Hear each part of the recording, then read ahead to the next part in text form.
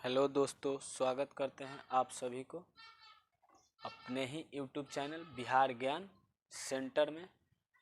आज मैं लेकर के आया हूं जो कि पिछले वीडियो में हमने बता दिया था। संस्कृत का ये वीडियो है।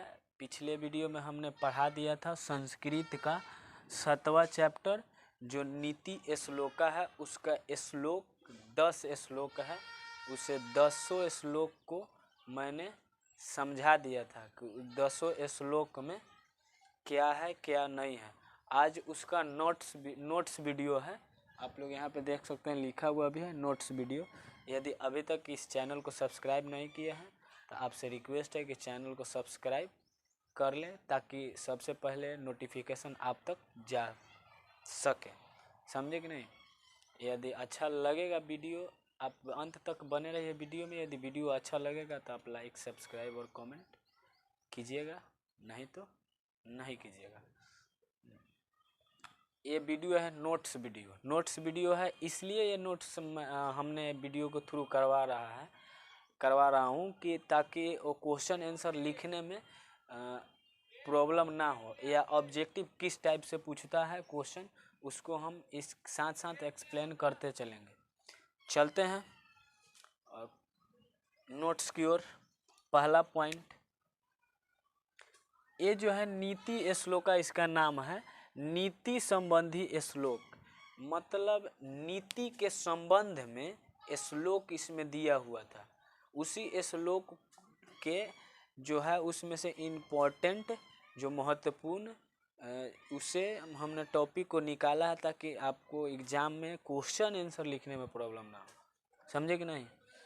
पहला, ये नीति श्लोका जो है, हम बता देते हैं आपको कि नीति श्लोका जो है महाभारत काव्य से लिया गया है। महाभारत से लिया गया है। महाभारत के जो लेखक हैं उनका नाम है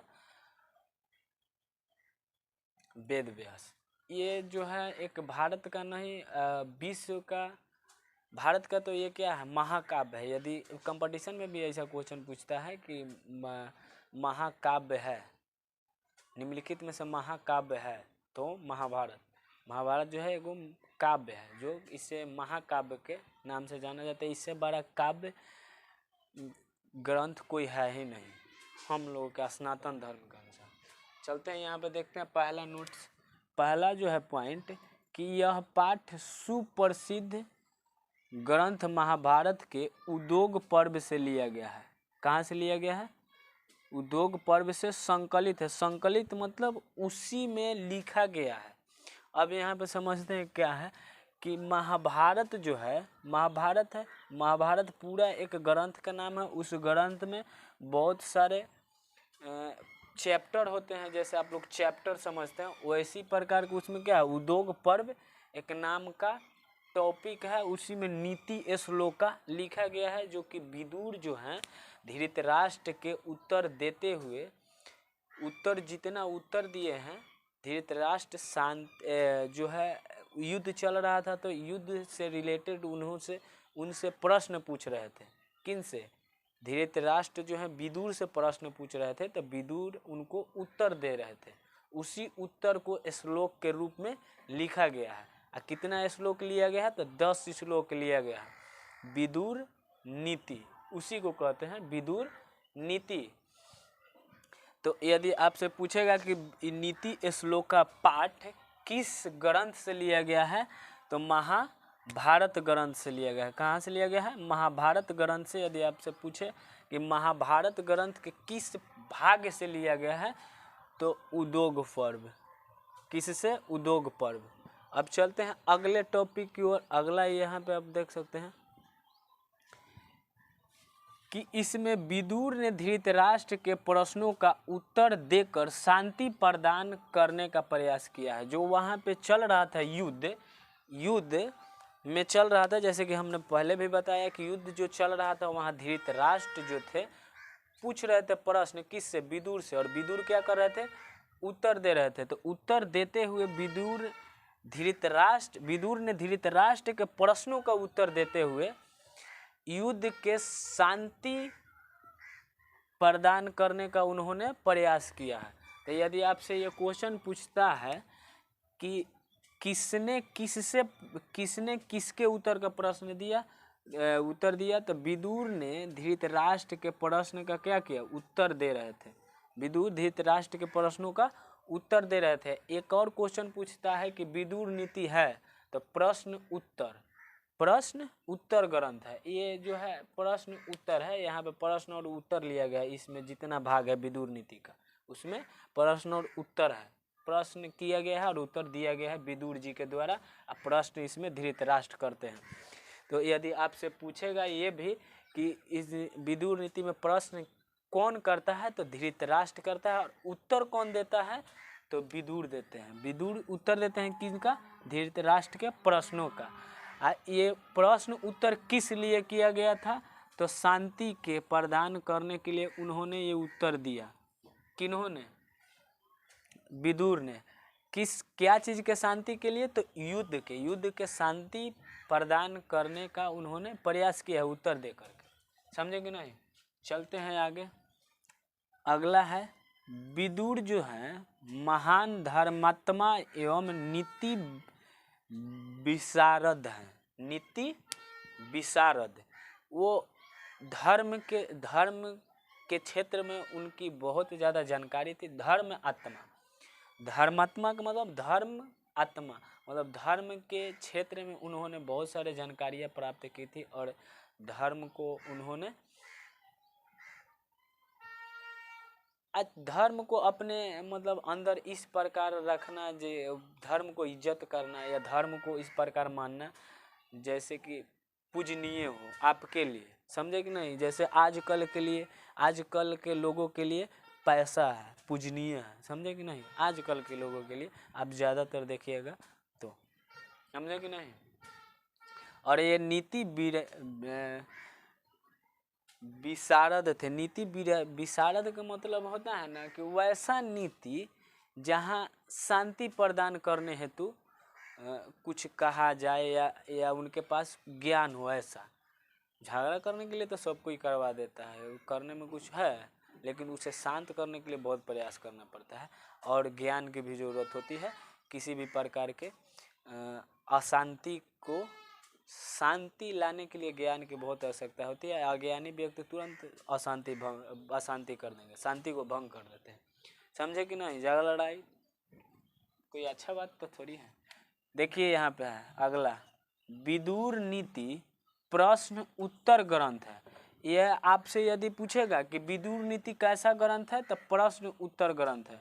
विदुर नीति कैसा ग्रंथ है, तो प्रश्न उत्तर ग्रंथ है। आपसे यदि 2 नंबर के भी क्वेश्चन में पूछ दे तब भी आप लिख सकते हैं। यदि ऑब्जेक्टिव में पूछ दे कि विदुर नीति निम्नलिखित में से कौन सा ग्रंथ है, तो प्रश्न उत्तर ग्रंथ है। विदुर नीति कौन सा ग्रंथ है, प्रश्न उत्तर ग्रंथ है। कौन सा ग्रंथ है, प्रश्न उत्तर ग्रंथ है। आप लोग सिर्फ सुनिएगा, याद हो जाएगा। आप लोगों को कोई टेंशन लेने की जरूरत नहीं है। इसका ऑब्जेक्टिव वीडियो भी हम डाल देंगे। समझे कि नहीं। विदुर नीति कौन सा ग्रंथ है, प्रश्न उत्तर ग्रंथ है। अब यहाँ देखिए, यहाँ कहता है कि व्यक्ति को परिस्थिति, विदुर बताते हैं ना, विदुर धृतराष्ट्र से कहते हैं कि व्यक्ति को परिस्थिति को ध्यान में रखकर काम करना चाहिए।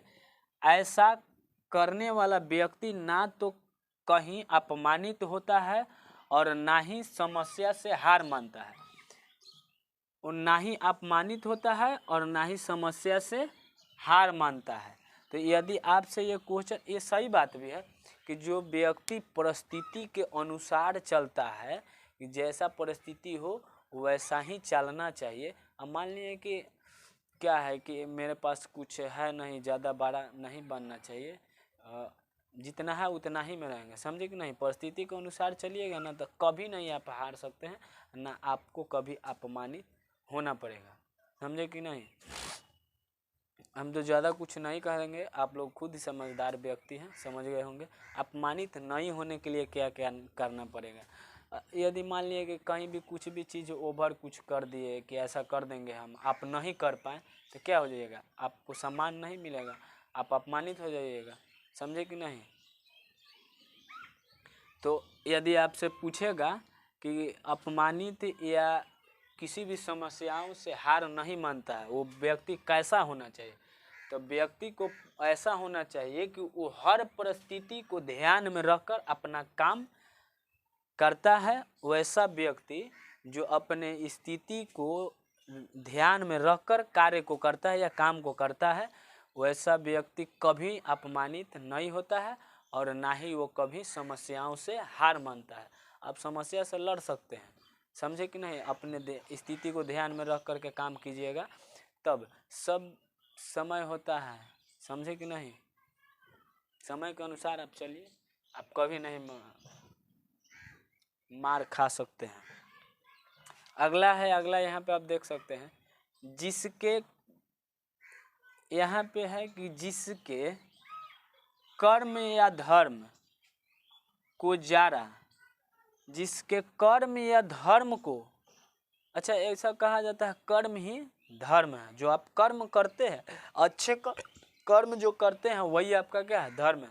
तो अच्छे कर्म या धर्म को जारा, मतलब जारा नहीं लगता है, ठंडा आपको नहीं लगता है। आप कोई भी काम कर रहे हैं वो एकदम ठंडा लग रहा है, तो ठंडा लग रहा है तो आप समझिए कि आप आलसपन के शिकार हो रहे हैं, समझे कि नहीं। आलस्य का शिकार हो रहे हैं, आलस से आपके पास आ जाएगा तो किसी भी काम को आप नहीं कर पाइएगा। उसके ना काम को गर्मी लगता हो, ना भय लगता हो, ना भावुकता हो, और ना संपन्नता हो और विपन्नता आदि प्रभावित नहीं करता है, उसे ही क्या कहते हैं, पंडित कहा जाता है। उसे क्या कहते हैं, पंडित कहा जाता है। तो यदि आप लोग ये इस प्रश्न का यदि आप लोगों को उत्तर देना हो, यदि आप प्रश्न ऐसा पूछता हो कि पंडित किसे कहते हैं, पंडित किसे कहते हैं, तो जिस व्यक्ति जिसके कर्म या धर्म को जाड़ा नहीं लगता हो, जाड़ा मतलब ठंडा नहीं लगता हो, गर्मी नहीं लगता हो, उस भय नहीं हो उसके पास। अच्छा एक बात और याद रखिएगा, यदि डर गए ना किसी भी काम को करने से, तो समझिएगा ज़िंदगी में कभी भी कोई भी काम ही नहीं आप कर पाइएगा।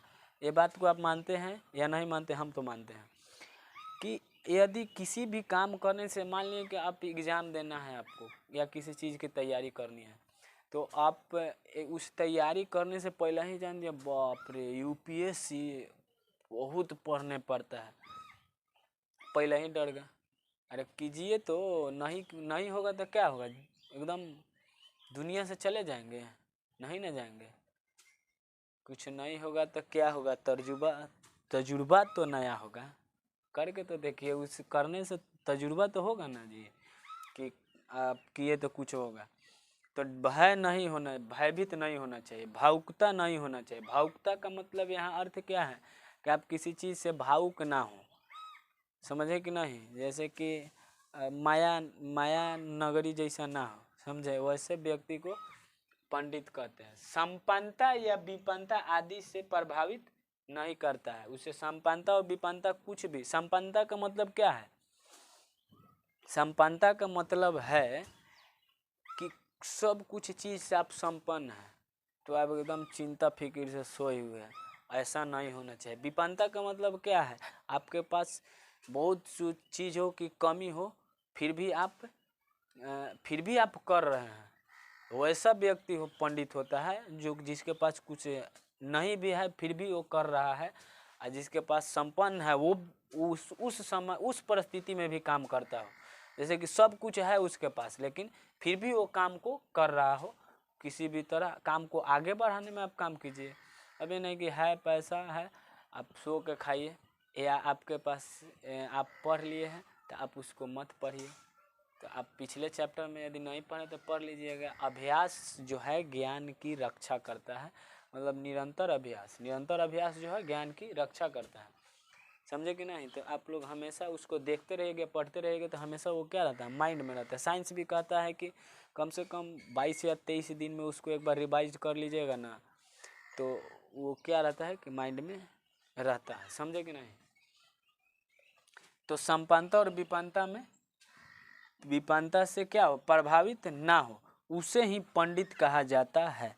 पंडित के मतलब यहाँ है वैसा पंडित जी नहीं जो हम लोग के शादी उदी में विवाह शादी करवाते हैं, ये भी हो सकते हैं, लेकिन ये आजकल के पंडित जी लोग हैं क्या, ढोंगी हो गए हैं, खाली मंत्र उंत्र गलतियों सलती पढ़ देते हैं। हम तो कहीं कहीं सुनते हैं, थोड़ा बहुत बुझाता है, ज़्यादा तो संस्कृत है नहीं मालूम हमको, तो जितना है मालूम उतना में यदि पता चलता है तो कहीं कहीं पंडित जी गलती भी लोग करते हैं, समझे कि नहीं। तो ये पंडित जी लोग नहीं, वैसा पंडित का मतलब अर्थ ही होता है ज्ञानी, समझे कि नहीं। पहले के पंडित जो लोग थे, आप भी पंडित हो सकते हैं, जाति से कुछ नहीं होता, आपके पास यदि ज्ञान है तो आप भी पंडित हैं, नहीं ज्ञान है तो नहीं है, समझे कि नहीं। तो आप लोग यदि यह प्रश्न पूछेगा कि पंडित किसे कहते हैं, तो जिसके कर्म या धर्म को जाड़ा नहीं लगता हो, गर्मी नहीं लगता हो, भावुकता नहीं होता हो, उसके पास भय नहीं है, संपन्नता और विपन्नता हर एक परिस्थिति में एक समान रहता है, उस व्यक्ति को क्या कहा जाता है, पंडित कहा जाता है। भगवान कृष्ण ने भी गीता में कहा है कि जो व्यक्ति दुख और सुख में और कमी और पूर्णता में एक समान रहता है, उसे क्या कहते हैं, पंडित, मतलब ज्ञानी कहा जाता है। जो दुख और सुख में हर एक परिस्थिति में एक समान रहता हो, उसे क्या कहते हैं, पंडित कहा जाता है, अर्थात ज्ञानी कहा जाता है उसको, समझे कि नहीं। चलते हैं अगला भी यही बताया है कि जीवन के रहस्य को जानने वाला, कार्य कुशल तथा परिस्थिति के अनुकूल आचरण करने वाला ही पंडित या ज्ञानी कहलाता है। सभी रहस्य को जानने वाला, कार्य कुशल मतलब काम को करने वाला। मान लिया कि वैसा व्यक्ति थोड़ी होगा, कोई जिंदगी में दुनिया में कोई भी व्यक्ति वैसा व्यक्ति नहीं है जो कि आलसी है। आलस कथा में आप लोग को एक बार पढ़ाए थे, वैसा आलसी थोड़ी उसे वे लोग के जिंदगी में मतलब दुनिया में यहाँ आना नहीं आना कोई मायने ही नहीं रखता आलसी व्यक्ति को। यदि दुनिया में आए हैं तो कुछ कीजिए, यहाँ बताइए, हम भी जन्म लिए थे, जानेगा दुनिया हम भी जन्म लिए हैं, समझे कि नहीं। ऐसा होना चाहिए हर व्यक्ति में, जुनून होना चाहिए, जज्बा होना चाहिए, जोश होना चाहिए, एनर्जेटिक होना चाहिए, नवयुवक को तो और, समझे कि नहीं। तो वैसा जीवन के यदि पूछेगा कि पंडित किसे कहते हैं, तो ये भी आप लिख सकते हैं कि जीवन रहस्य को जानने वाला, कार्य कुशल, परिस्थिति के अनुकूल आचरण करने वाला ही पंडित कहलाता है। पंडित मतलब ज्ञानी कहलाता है। अब यहाँ समझे, जीवन के रहस्य को जानने वाला मतलब जीवन के बारे में जानता हो कि जीवन के रहस्य क्या है, इसका पतरा उतरा भी पंडित जी लोग देख देते हैं क्या है क्या नहीं। कार्य कुशल, वो पतरा उतरा कुछ नहीं होता है हमारे अनुसार। आप यदि जानेंगे कि आपके आचरण कैसा है, आप कैसा व्यक्ति हैं, कार्य कुशल कैसा है, इसी अनुसार आपके भविष्य भी तय हो सकता है, समझे कि नहीं। आज आप मेहनत कर रहे हैं तो आज बोल ले सकता है लोग कि आप सफल हो सकते हैं, बाद में जाकर आप छोड़ दीजिए, असफल हो जाएंगे, समझे कि नहीं। तो मेहनत से बहुत कुछ हासिल किया जा सकता है। तो जीवन के रहस्य को जानने वाला, कार्य कुशल मतलब कार्य करने की क्षमता उसके पास बहुत ज़्यादा हो, एनर्जेटिक हो, परिस्थिति के अनुकूल के मतलब होता है कि परिस्थिति के अनुसार आचरण करने वाला व्यक्ति पंडित कहलाता है। कैसा, जीवन के रहस्य को जानने वाला, पहला क्या है, जीवन के रहस्य को जानने वाला, कार्य कुशल हो और परिस्थिति के अनुकूल काम को करता हो, तो वैसा व्यक्ति क्या कहलाता है, पंडित कहलाता है, मतलब ज्ञानी कहलाता है। कैसा व्यक्ति, जीवन के रहस्य को जानने वाला, कार्य कुशल हो, परिस्थिति के अनुसार चलता हो, वैसा व्यक्ति क्या कहलाता है, पंडित कहलाता है। तो ये भी आप लिख सकते हैं कि इसे पंडित कहा जाता है, समझे कि नहीं। आगे जो है अगला टॉपिक है कि एक क्वेश्चन पूछता है कि मूर्ख व्यक्ति किसे कहते हैं। मूर्ख या नराधम, मनुष्य में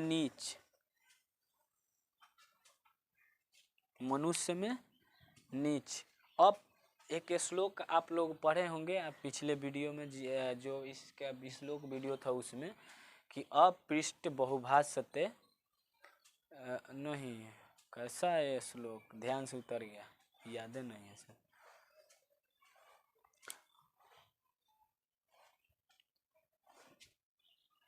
तो उस श्लोक का अर्थ यही है कि मूर्ख व्यक्ति किसे कहते हैं, मनुष्य में नीचे माना जाता है।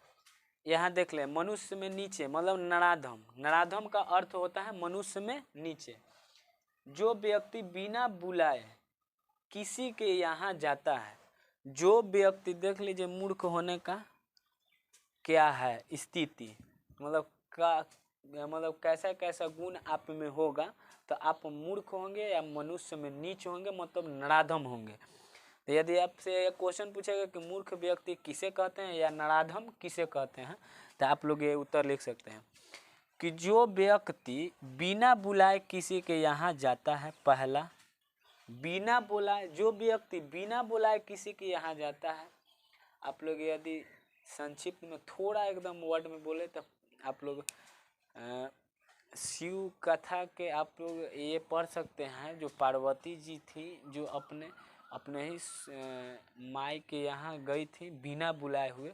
उस कथा से आपको बहुत सारा ज्ञान मिल सकता है कि बिना बुलाए क्या होता है, समझे कि नहीं। तब जो व्यक्ति बिना बुलाए किसी के यहाँ जाता है, बिना पूछे बक बक बोलता है, मतलब कुछ भी पूछे बिना बोलैले आ जाएगा। देखिएगा कोई लोग के बिना बोलैले ही आ जाएगा, मतलब बुलाइएगा नहीं उसको, आ जाएगा। अब बैठ के लगेगा अंड के संड बोलने, समझे कि नहीं।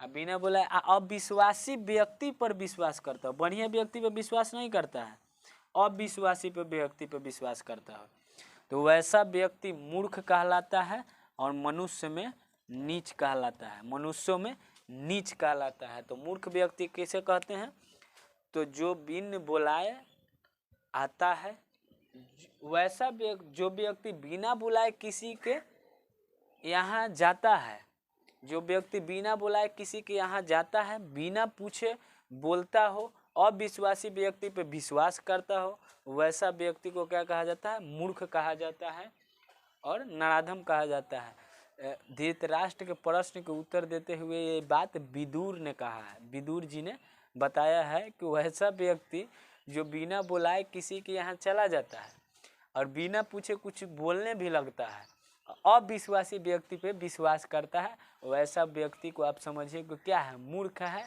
मनुष्य में उसको नीच देखा जाता है। आप लोग देखिएगा जो व्यक्ति नहीं होता है मूर्ख, गधा, चपाट, बोका उका, ये सब बिना बोले ही आ जाएगा सब। आप बैठ के अगर बढ़िया भी बात, अच्छा भी बात कर रहे हैं तो आके वहाँ लगेगा सब अंड संड बोलने, कुछ बोलने लगेगा सब। वो जो होगा ना, वो जैसा होगा ना वैसा ने व्यक्ति पर विश्वास करेगा कि जो उसको साथ नहीं दे, समझे कि नहीं। तो इतना हो गया, अब चलते हैं अगले, अब इसके बाद अगले टॉपिक की ओर यहाँ पे मिटाते हैं।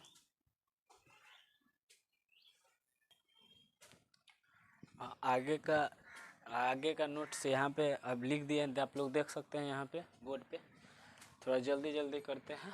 क्या अगला है कि धर्म का पालन, क्षमा दान, विद्या की प्राप्ति, किसी को कष्ट ना पहुँचाना, अहिंसा व्रत, ये सब सुख प्रदान करने वाला गुण है। कौन कौन सा गुण, वैसा गुण, धर्म का पालन, आप अपने धर्म के अनुसार चलिए।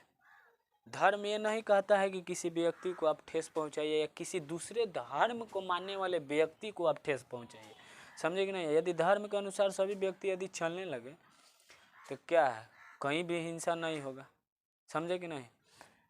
विद्या, क्षमा दान, यदि आप किसी को क्षमा कर देते हैं तो हिंसा नहीं होगा।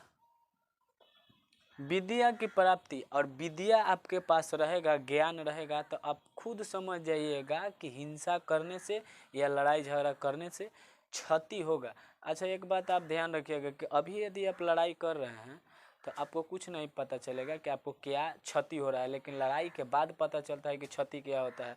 प्रथम विश्व युद्ध से पहले जर्मनी को कुछ नहीं पता था कि क्या होने वाला है मेरे साथ, समझे कि नहीं। लेकिन विश्व युद्ध होने के बाद पता चला कि जर्मनी का हालत क्या था, औकात पता चल गया था, समझे कि नहीं। लड़ाई होने से कुछ नहीं होता है, एक ठेला पैसा लेके जाए तो एगो परोटी मिलता था।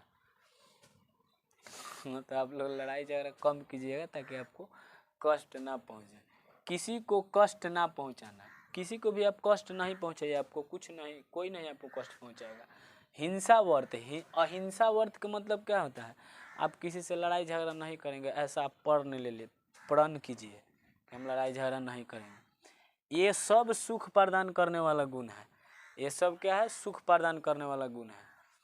इस ये जितना गुण है आपको सुख प्रदान करेगा। किसी से लड़ाई झगड़ा कीजिएगा है ये नहीं, कहेला आप दूसर कोई गधा आदमी है कि आपके साथ आकर लड़ाई झगड़ा करेगा, नहीं करेगा, कोई भी नहीं करेगा। और वैसे वैसे एक दो वो हैं जो है सब क्षति पहुंचाता है लोग, तो उसे अपने दिमाग से उसे मारिए, आराम से वो हट जाएगा, समझे कि नहीं।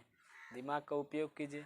हम तो भाई हमारे जीवन में इतना ये सब एक्सपीरियंसेस हो गए हैं अभी तक, बता नहीं सकते हैं, तो बहुत कम पड़ जाएगा, वीडियो इतना लंबा हो जाएगा कि क्या कहना। तो यदि आपसे क्वेश्चन पूछेगा कि गुण प्रदान करने वाले, सुख प्रदान करने वाले गुण क्या क्या है, धर्म का पालन, क्षमादान, अहिंसा वर्त, विद्या की प्राप्ति और किसी का कष्ट ना पहुंचाना। कौन कौन है, धर्म का पालन करना, क्षमादान, विद्या के प्राप्ति, किसी को कष्ट नहीं पहुंचाना और अहिंसा वर्त।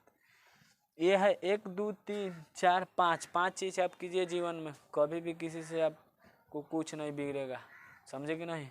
क्या धर्म का पालन, क्षमादान, दूसरा, तीसरा विद्या की प्राप्ति, अच्छे से पढ़िए लिखिए, चौथा किसी को भी कष्ट नहीं पहुंचाइए, छठा है अहिंसा वर्त। तो अहिंसा वर्त आप कर लीजिए कि आप किसी से हिंसा नहीं करेंगे, समझे कि नहीं। पूछेगा क्वेश्चन आप बता दीजिएगा। आत्मा का नाश करने वाला द्वार 3 है, कितना है, 3, जो आत्मा को क्या कर देता है, नाश कर देता है। द्वार, आत्मा को नाश करने वाला कितने द्वार हैं, तो 3 द्वार है। कौन कौन है, काम, क्रोध और लोभ। ये 3 चीज जो है आत्मा को नाश करने वाला द्वार है। क्या है, आत्मा को नाश करने वाला द्वार है। कौन कौन, आत्मा का नाश करने वाला कितने द्वार हैं, तो 3 द्वार हैं। यदि क्वेश्चन पूछेगा कि आत्मा को नाश करने वाला नरकस द्वार कितने हैं, तो 3 है। 3 कौन कौन है, तो काम, क्रोध, लोभ। काम, क्रोध और लोभ क्या है, आत्मा के नाश करने वाला दोष है। आत्मा का नाश करने वाला दोष कितना है, 3। कौन कौन, काम, क्रोध, लोभ। कौन कौन, पहला काम, दूसरा क्रोध, तीसरा लोभ, समझ गए। चलते हैं आगे। मनुष्य में 6 दोष होते हैं, 6 दोष। 6 दोष कौन कौन है, निंद्रा, ज़्यादा नींद लेना, ज़्यादा नींद लीजिएगा। अच्छा एक बात बताइए, बिहार बोर्ड में यदि आप लोग पढ़ते हैं तो 10वां क्लास का एक चैप्टर है, बढ़ गए कुछ इंच वृक्ष है, बढ़ गए कुछ इंच पेड़। आप लोग सो रहे हैं, ये दुनिया में क्या क्या हो जाता है ये आप लोग इस जीवन में आप नहीं देख पाएंगे। यदि आप 50 साल जीते हैं तो 25 साल तो ऐसे ही काट दीजिए, 25 साल तो आप सोए ही रह गए, 25 साल आप जीवित हैं, 25 साल आप जीवित थे। यदि आप सही से मानिएगा तो 25 साल में भी 5-7 साल आप सोए रह गए दिन में, 20 साल। अब 20 साल में क्या क्या कीजिएगा। नींद उतना ही लेना चाहिए जितना कि आपको आवश्यक है कि शरीर को क्षति ना पहुँचे, उतना ही तक आप नींद लीजिए। ऐसा नहीं हम बोलते हैं कि नींद आप नहीं लीजिए, नींद उतना ही लीजिए जिससे शरीर के पर कोई प्रभाव नहीं पड़े। ज़्यादा नींद लीजिएगा कुछ कर नहीं पाइएगा, कम नींद लीजिएगा शरीर पे प्रभाव पड़ेगा। तो सिमिलरिटी बना के चलिए। तंद्रा, तंद्रा का मतलब क्या होता है कि काम धीरे धीरे करना है, करेंगे ना बाद में करते रह जाइएगा। आप आज पढ़ाए ना, आज कल पढ़ लेंगे, आप बढ़िया से याद कर लेंगे, कल पढ़ाएंगे तो कहिए पढ़ेगा, ऐसा होता है। इसलिए जितना काम आज मिले उतना कर लेना चाहिए, भय, डरना नहीं चाहिए। ये यादें नहीं होगा, पहले करो तो पढ़ो तो, नहीं होगा कैसे, नंबर क्यों नहीं आएगा। किसी भी चीज़ से नहीं डरना चाहिए। क्रोध, ज़्यादा खिसियाइएगा सारा बनलो काम बिगड़ जाएगा। आलस्य, आलस नहीं करना चाहिए, देह नहीं चोराना चाहिए, समझे कि नहीं। दीर्घसूत्रा, देर से काम करने का गुण। तो ये सब गुण जो है मनुष्य का दोष है। ये सब क्या है, मनुष्य में दोष है। क्या क्या है मनुष्य में दोष? 6 निंद्रा तंद्रा, निंद्रा तंद्रा, भय, क्रोध, आलस्य और दीर्घसूत्रा। क्या? निंद्रा तंद्रा, भय, आलस्य, क्रोध और दीर्घसूत्रा। निंद्रा पहला, निंद्रा दूसरा, तंद्रा तीसरा, क्रोध चौथा, भय पांचवा, आलस्य और छठा दीर्घसूत्रा। कौन कौन? पहला निंद्रा, दूसरा तंद्रा, तीसरा क्रोध, चौथा भय, पांचवा आलस्य, छठा दीर्घसूत्रा। यदि आपसे पूछेगा क्वेश्चन ऑब्जेक्टिव में कि मनुष्य में कितने दोष होते हैं, तो 6 दोष होते हैं। मनुष्य में कितने दोष होते हैं? 6 प्रकार के दोष होते हैं। ऐसा नहीं है कि सब मनुष्य में 6 दोष होता है, एक ही मनुष्य में 6 दोष होता है। किसी में 1 होता है, किसी में इसमें से 2 दोष होते होंगे, किसी में 6 के 6 होता होगा, तो बर्बादे हो जाएगा जेकर में 6 के 6 होगा। तो समझ सकते हैं आप लोग। देखिए क्वेश्चन पूछता है कि धर्म की रक्षा कैसे होता है। तो सच बोलने से, मतलब सत्य बोलने से किसका रक्षा होता है? धर्म की। धर्म की रक्षा होती है। सच बोलने से धर्म की रक्षा होती है। क्या बोलने से? सच बोलने से धर्म की रक्षा होती है। अब यदि सच बोलिएगा तभी आपकी धर्म की रक्षा होगा। निरंतर, अगला देखिए, निरंतर अभ्यास से विद्या बढ़ती है। तो क्वेश्चन आपसे पूछेगा कि विद्या की रक्षा कौन करता है? तो अभ्यास। विद्या की रक्षा कौन करता है? तो अभ्यास। निरंतर मतलब हम लगातार आप इस चीज़ को आप पढ़ रहे हैं, हमेशा उसे देख रहे हैं या जान रहे हैं, उसमें लगे हुए हैं पढ़ाई में, तो आपको विद्या या आपको सफल होने से कोई भी व्यक्ति या दुनिया का कोई भी पावर नहीं रोक सकता है। यदि आप निरंतर प्रयास करते हैं तो, नहीं कीजिएगा तब कहाँ फेंका जाएगा, कोई ठीक नहीं है। समझे कि नहीं। तो विद्या की रक्षा कौन करता है? निरंतर प्रयास। ऐसे देगा कि विद्या का रक्षा कौन करता है? तो अभ्यास। मृज से रूप की रक्षा होती है। तो पूछेगा कि रूप की रक्षा किससे होती है? तो मृज से। मृज मतलब क्या होता है? स्नान ध्यान करना, साफ सफाई से अपना नहाइए वहाइएगा तो क्या होगा? एकदम सुंदर दिखाई दीजिएगा। समझे कि नहीं। वैसे आजकल के ज़िंदगी में लड़कों की सुंदरता जानते हैं क्या है? लोग कैसे कहते हैं? 10,000 कमा रहे हैं ना तो अच्छा है, 10,000 कमा रहे हैं ना तो गधा है, ठीक नहीं है। 10 से 15 25,000 के बीच में कमा रहे हैं, 15 से 20-25,000 के बीच में, तो ठीक ठाक है लड़का। यदि 25 से 50,000 के बीच में कमा रहे हैं, हाँ लड़का अच्छा है। 50 से 1 लाख के बीच में कमा रहे हैं तो लड़का बहुत अच्छा है। लड़का अच्छा है मतलब बहुत अच्छा है। यदि 1 लाख से 2 लाख के बीच में आप कमा रहे हैं तो लोग बोलते हैं लड़का हीरा है, एकदम हीरा है, हीरा है, कड़ी है, हीरा है, कोयला है, ब्लैक डायमंड है। समझे कि नहीं। तो आजकल लोग पैसा से लड़कों की सुंदरता को जांच करते हैं। तो ऐसे व्यक्तियों को सोच बदलना पड़ेगा। समझे कि नहीं। गुण से आप चेक कीजिए, वो भी एक प्रकार का गुण ही है। सुंदरता पर गुमान क्या करना है भाई। तो रूप की रक्षा कौन करता है? तो मृज से रूप की रक्षा होती है।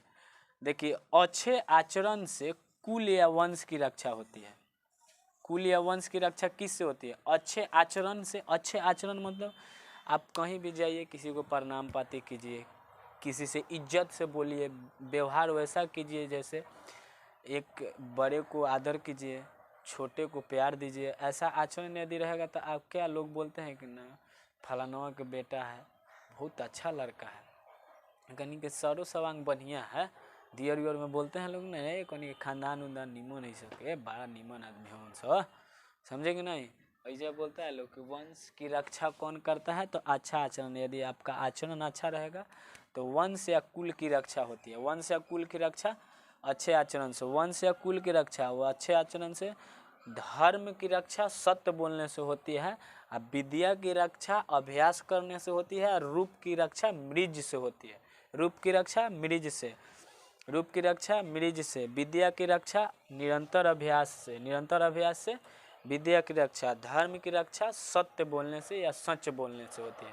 विद्या की रक्षा सच बोलने से, सच बोलने से धर्म की रक्षा होती है, विद्या की रक्षा अभ्यास करने से, रूप की रक्षा मृज से मतलब स्नान करने से, और अच्छे आचरण से वंश की रक्षा होती है। वंश की रक्षा अच्छे आचरण से, सदा आचरण से। देखिए विदुर कहते हैं धृतराष्ट्र को प्रश्न के उत्तर देते हुए कि हे राजन, मधुर बोलने या सुनने वाले लोग बहुत मिलेंगे, परंतु जो लोग हितकारी कटु वचन सुनकर दुखित नहीं होते हैं ऐसे व्यक्ति बहुत कम मिलेंगे। इन बोलते हैं धृतराष्ट्र को विदुर कहते हैं प्रश्न को उत्तर देते हुए कि हे राजन, वैसा व्यक्ति जो अपने बारे में अच्छा सुनता है वो आपके बारे में भी अच्छा कहेगा। ढेर बहुत सारे लोग मिलेंगे, लेकिन वैसा व्यक्ति आपको कोई नहीं मिलेगा कि अपने बारे में दूसरा से खराब सुनता है, उसको दुख नहीं लगता हो, तो वैसा व्यक्ति खोजने पर भी जल्दी नहीं मिलेंगे, मतलब बहुत कम मिलेंगे।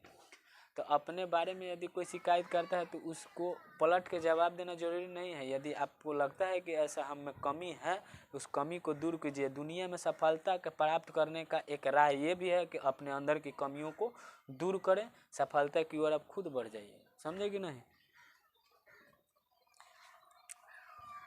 तो कैसा व्यक्ति मधुर बोलने वाले और मधुर सुनने वाले व्यक्ति बहुत लोग मिलते हैं, लोग बहुत मिलेंगे, लेकिन कैसा व्यक्ति नहीं मिलेंगे? जो हितकारी कटु वचन सुनकर दुखित नहीं मानता है, वैसा व्यक्ति बहुत कम मिलेंगे।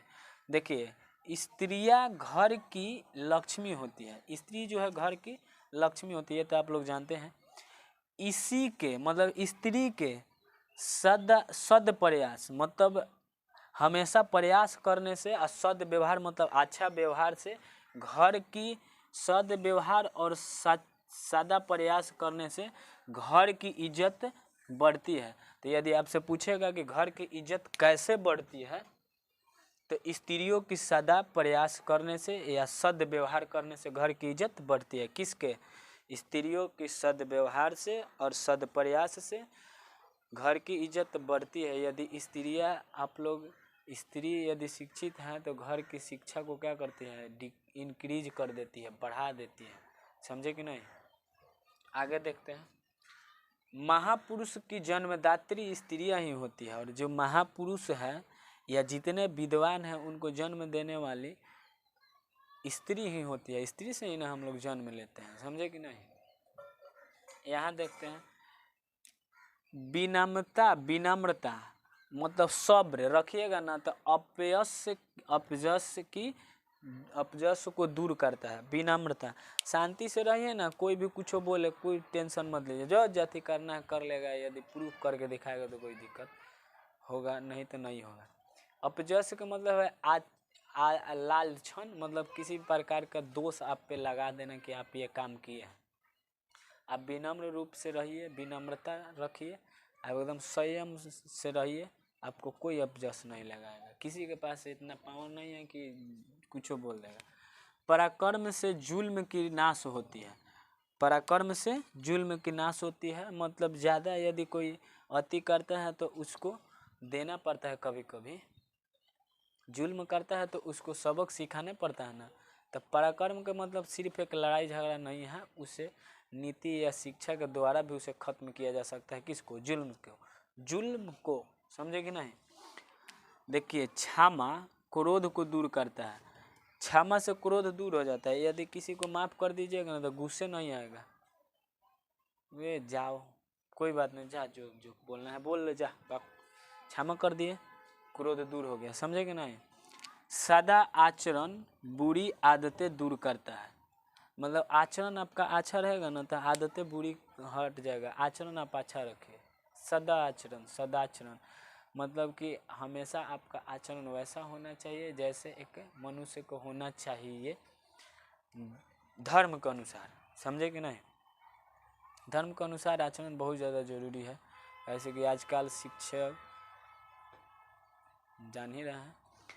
तो ये ख़त्म हो गया आप लोग का नोट्स वीडियो, ये समाप्त हो गया। अगले वीडियो में मिलते हैं हम लोग, अगले वीडियो में ऑब्जेक्टिव वीडियो लेकर इसी चैप्टर का, और इससे पिछले चैप्टर का भी कुछ का बाकी है तो करवा देंगे, और इसका भी डाल देंगे वीडियो। तो यदि वीडियो अच्छा लगा हो, मतलब आपके काम लायक यदि वीडियो हो, तो हमने भी थोड़ा बहुत मेहनत किया है, तो अपने भाई को सपोर्ट कीजिए, चैनल को सब्सक्राइब कर दीजिए। यदि आपको अच्छा लगा हो तो लाइक कमेंट अवश्य करें, अपने मित्रों के पास भी शेयर करें। जय हिंद, जय भारत।